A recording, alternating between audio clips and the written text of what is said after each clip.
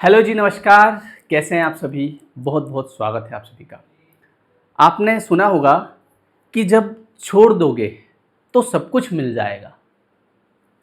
तो कई लोग इस बात को समझ नहीं पाते हैं। इसको हम सरेंडर भी बोलते हैं। तो कई लोग मुझे कमेंट भी करते हैं कि सर क्या सरेंडर करना है, मतलब किस चीज़ को सरेंडर करना है, किस चीज़ को छोड़ना है। और जो आप बोलते हो कि जब छोड़ दोगे तो सब कुछ मिल जाएगा, तो छोड़ना क्या है। तो आज भगवत गीता में से एक श्लोक में लेके आया हूँ। अध्याय 15 का ये श्लोक है। अभी पुरुषोत्तम मास चल रहा है, तो भगवत गीता का जो अध्याय 15वां है इसको पुरुषोत्तम अध्याय बोलते हैं। पूरे पुरुषोत्तम मास में इसको पढ़ते हैं। अभी मैं खुद भी इसको पढ़ रहा हूँ। 15 दिन तो हो गए होंगे जब से स्टार्ट हुआ है। तो एक बहुत अच्छा इसमें श्लोक है, वो आप पढ़िएगा, जिसमें आपको ये पता चलेगा कि सरेंडर क्या करना है और कब हम जब छोड़ते हैं तो बहुत कुछ मिलता है। तो पहले हम श्लोक पढ़ते हैं। निर्माण मोहा जित संग दोषा अध्यात्म नित्या विनिवृत्त कामा द्वंदेर विमुक्ता सुख दुख संघे गर्छन्त्य मूढ़ा पदम व्ययम तत्। इसका अर्थ क्या होता है? इसका अर्थ ये होता है कि यहाँ पर इसका अर्थ है शरणागति।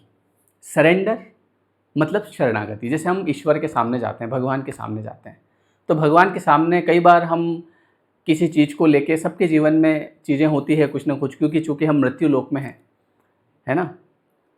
एक गाना मैं सुन रहा था, उसमें बड़ी अच्छी लाइन आई थी कि सुख की न ये धरा ये मझधार है। मतलब जिस धरा पे हम रह रहे हैं, जिस जगह पे हम रह रहे हैं, तो यहाँ पे लोग सुख के पीछे भाग रहे हैं। सुख मिल जाए, सुख मिल जाए, सुख मिल जाए, भाग ही रहे हैं, सुख ही नहीं मिल रहा है। सुख है कहाँ? तो सुख की न ये धरा ये मझधार है। मझधार है मतलब कि यहाँ पे बीच में फंसे हुए हैं हम। इसीलिए हमारे जीवन में कभी खुशी कभी गम चलता रहता है। तो यहाँ हम, जो मैंने अनुभव किया है और शास्त्रों में भी ये बात लिखी है कि हम जिस जगह पे है ना, यहाँ हम कुछ ऐसे आए हैं, जैसे हमारे घर वाले हमको पढ़ने के लिए मान लो बाहर भेजते हैं दूसरे शहर में, तो वैसे ही हमको यहाँ पढ़ने के लिए भेजा है। हमारी पढ़ाई चल रही है। हम यहाँ पर सीखते हैं धोखा मिलने का अनुभव, हम यहाँ पे सीखते हैं दर्द का अनुभव, हम यहाँ सीखते हैं प्रेम का अनुभव। प्रेम क्या होता है? ऐसा नहीं है कि यहाँ पे केवल दुख ही है। दुख और सुख, स्वर्ग और नर्क दोनों यहाँ होते हैं, हमारे कर्मों में होते हैं। जैसे हमारे कर्म होंगे वैसा हमें सुख और दुख मिलता जाएगा। हमारे कर्म अच्छे होंगे हमको सुख मिलेगा, कर्म खराब होंगे तो हमको दुख भी मिलेगा। भगवान भी अगर यहाँ मान लो जन्म लेंगे इस धरा पे, जिस एक लिमिटेड एरिया है ना, जैसे पृथ्वी, यहाँ पे अगर आसमान से भगवान प्रकट हो गए मनुष्य रूप में, तो उनके ऊपर सेम नियम लागू होंगे जो हमारे ऊपर लागू होते हैं, है ना। राम जी ने बाली का वध किया था चुपके से, पेड़ के पीछे से। तो वैसे ही जब भगवान कृष्ण का जन्म हुआ वापस से, तो उनको फिर उसी तरह जो है एक वो जो शिकार करने वाला शिकारी जो था, है ना, उसने तीर मारा चुपके से। पता नहीं, मतलब वो मारना नहीं चाहता, लेकिन नियति थी। तो वैसे ही क्या होता है ना कि कोई बच नहीं सकता यहाँ पे। तो शरणागति, तो जब हमारे जीवन में कभी दुख आता है, कोई समस्या आती है, तो हम भगवान के सामने जाके शरणागति कर देते हैं, सरेंडर कर देते हैं। अब आप देख लेना, अब मेरे बस का रोग नहीं है, जो आपको ठीक लगे। और फिर शुरू होता है चमत्कार। तो वैसे ही जब तक हम शरणागति नहीं करते हैं, जब तक हमको लगता है कि हम ही कर रहे हैं, जैसे कई बार कई लोगों के मुंह से मैंने सुना, अरे मेरे ऊपर बहुत रिस्पॉन्सिबिलिटी है परिवार की, मैं घर में मैं अकेला हूँ कमाने वाला, है ना। तो जब ये सेंटेंस आप बोलते हैं तो इसका मतलब आप ये कहते हैं कि मैं ही कर रहा हूँ सब कुछ। तो जब तक आप कर रहे होते हैं तो भगवान कहता है कि ठीक है भाई, तू ही कर ले। लेकिन जब आप ये कहते हैं कि मैं कौन होता हूँ करने वाला, सब ईश्वर करवा रहे हैं मेरे माध्यम से। ये जो वीडियो मैं बना रहा हूँ, ये मैं नहीं बना रहा हूँ, ये ईश्वर बनवा रहे हैं मेरे माध्यम से। मुझे वो दे रहे हैं कुछ ना कुछ, ऊपर से कनेक्शन आ रहा है और मैं बोल रहा हूँ। मेरी ताकत नहीं है। जब ये मैं बोलता हूँ तो शरणागति।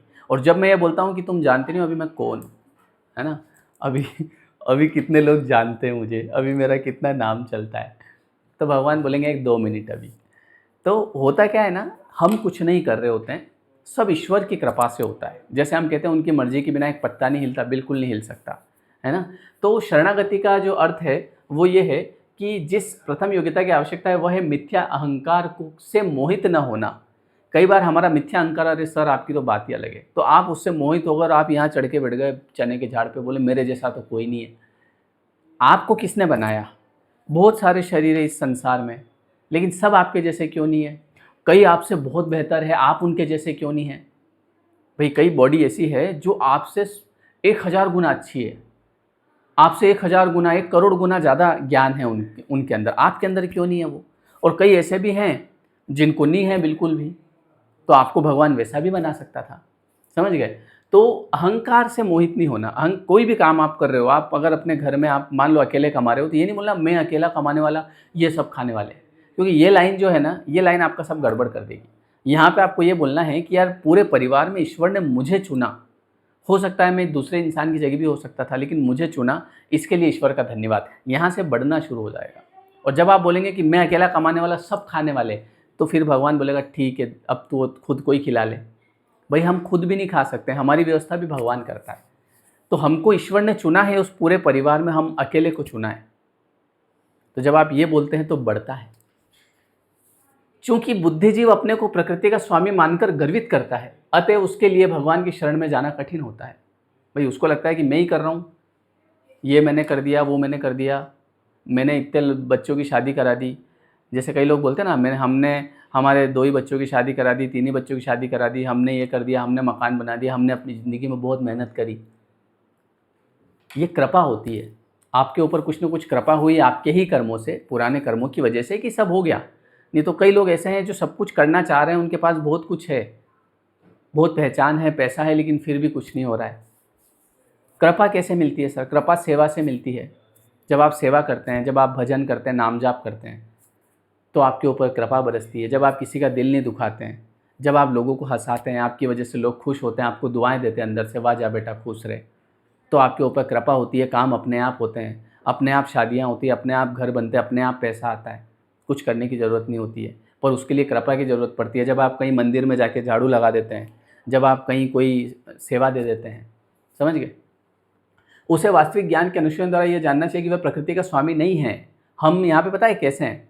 जैसे मान लो कि मैं किसी के घर गया, मेहमान है ना, तो मैं उसके घर गया, तो वो आइए आइए सर, आइए आइए, ये लीजिए, ये लीजिए, ये खाइए, वो पीजिए, है ना। अब क्या वो मेरा घर है? नहीं, मैं उस घर का स्वामी मैं नहीं हूँ। मैं बस वहाँ गया, पर मुझे सब मिल रहा है। आपको नहाना है? हाँ इधर चले जाइए। आपको हाथ धोना है? इधर चले जाइए। आपको कुछ चाहिए? काजू बादाम खाना है? हाँ मैं ला के देता हूँ। ये क्या है? बस वैसे ही हम इस संसार में हैं, हमको सुविधाएं मिल रही है, और जितने हम सौम्य सरल रहेंगे उतनी ज़्यादा सुविधाएं मिलेगी। और जितने हम छल कपट करेंगे, हम स्कीम लगाएं, जैसे किसी के यहाँ मैं मेहमान बन के गया और मैंने देखा यहाँ 100 का नोट पड़ा, खसका लिया जेब में। अब उसको पता चल गया, अगली बार नहीं बुलाएगा, बोले यार ये चोर आदमी है। समझ गए? तो वैसे ही इस संसार में हम मेहमान की तरह हैं, ठीक है। जितना हम अच्छा रहेंगे उतना ईश्वर हमको और ज़्यादा देगा, और जितना हम धन्यवाद करेंगे उतना ज़्यादा देगा। और जितना मान लो मैं किसी के यहाँ मेहमान बन के गया, उसने मुझे खाना वाना खिलाया, बढ़िया चाय वाय पिलाई, और मैं आखिरी में बोला, मैंने कहा हाँ तो कोई आपने एहसान नहीं कर दिया, तो अगली बार बोलेगा अब आओ आप, है ना। अगली बार वो कभी नहीं बुलाएगा ज़िंदगी में। तो वैसे ही होता है, जब हम यहाँ पर शिकायतें करते हैं ना, इस धरती पे हम आए, हम सब सुविधाएं ले रहे हैं, पानी की सुविधा, ऑक्सीजन की सुविधा, खाने की सुविधा, फिर हम बोलते हैं कौन भगवान? किसने देखा भगवान को? कैसा भगवान? लेकिन फिर भी भगवान देता है ना। लेकिन जब आप कंप्लेन करते हैं ना, तो कम मिलता है। जब आप ग्रेटिट्यूड करते हैं कि बहुत बहुत धन्यवाद है, तो बहुत कुछ मिलता है। उसका स्वामी परमेश्वर है। जब मनुष्य अहंकार से उत्पन्न मोह से मुक्त हो जाता है, तभी शरणागति की प्रक्रिया प्रारंभ हो जाती है। जब वो ईगो से फ्री हो जाता है कि मैं कुछ नहीं कर रहा हूँ, सब ऊपर वाला कर रहा है, तो फिर वो सरेंडर कर देता है, उसकी शरणागति हो जाती है। उसके बाद में फिर फूल बरसते हैं उसके ऊपर, बाहरों फूल बरसाओ मेरा महबूब आया है। समझ गए? तभी शरणागति की प्रक्रिया प्रारंभ हो जाती है। जो व्यक्ति संसार में सदैव सम्मान की आशा रखता है, उसके लिए भगवान की शरणागत होना बहुत कठिन होता है। जिसको कई लोग ऐसे होते हैं ना, हमारी तो ये इज्जत नहीं करते, हमारे तो वो इज्जत, अरे बहुत करेंगे आपकी इज्जत, आप पहले भगवान की शरण में तो जाओ। आगे अहंकार तो मोह के कारण होता है, क्योंकि यद्यपि मनुष्य यहाँ आता है, कुछ काल तक रहता है, फिर चला जाता है, तो भी मूर्खतावश वह समझ बैठता है कि वही संसार का स्वामी है। वह सारी परिस्थिति को जटिल बना देता है, सदैव कष्ट उठाता रहता है। सारा संसार इसी भ्रांत धारणा के अंतर्गत आगे बढ़ता है। लोग सोचते हैं कि यह भूमि या पृथ्वी मानव समाज की है, और उन्होंने भूमि का विभाजन इस मिथ्या, मतलब वही वाली बात है। मनुष्य को इस भ्रम से मुक्त होना चाहिए कि मानव समाज ही इस जगत का स्वामी है। जब मनुष्य इस प्रकार की भ्रांति से मुक्त हो जाता है, तो वह सामाजिक, राष्ट्रीय, पारिवारिक, राष्ट्रीय स्नेह से उत्पन्न कुछ संगतियों से मुक्त हो जाता है। मतलब आप यहाँ पे एक मेहमान की तरह हैं, मैं यहाँ पे एक मेहमान की तरह हूँ। मैं यहाँ पे सारी वस्तुओं को भोग रहा हूँ, है ना। सारी जो चीज़ें हैं, मैं खाना पीना, सोना, कूलर, फ्रिज, है ना, कमरा, ये देखो पंखा चल रहा है, ये देखो मैंने घड़ी पहनी है, मेरा कुछ नहीं है। मैं बस जितना धन्यवाद करता जाऊंगा, ईश्वर का धन्यवाद, उतना मेरे पास ये चीज़ें बढ़ती जाएगी। और ये चीज़ें मेरी नहीं है, ये उपयोग के लिए है, करो उपयोग। फिर एक दिन आदमी ऊपर चला जाएगा, सब यहीं रह जाएगा, फिर पीछे वाले उपयोग करेंगे। कोई यहाँ से एक मिट्टी भी नहीं ले जा सकता। तो फिर ये क्यों बोलना कि ये मेरा, वो मेरा, वो मेरा। जब हम घर बनाते हैं तो उसके सामने ये थोड़ी लिखते हैं मेरी कृपा, हम लिखते हैं ईश्वर कृपा, भगवान की कृपा। तो वैसे ही आप ऐसे रखो कि सब कुछ ईश्वर का है, सब कुछ भगवान दे रहा है, बस हम मज़े कर रहे हैं। तो आपकी वो टेंशन भी ख़त्म हो जाएगी कि ये मेरा चला गया, ये मेरा लूट गया, वो मेरा बर्बाद हो गया। कुछ नहीं होता है। हम बस यहाँ पे मेले में आए हैं और मेले में घूम रहे हैं, पढ़ने आए हैं, पढ़ लिख लो, अच्छी तैयारी कर लो आगे के लिए, ठीक है। इसको बोलते हैं सरेंडर, शरणागति।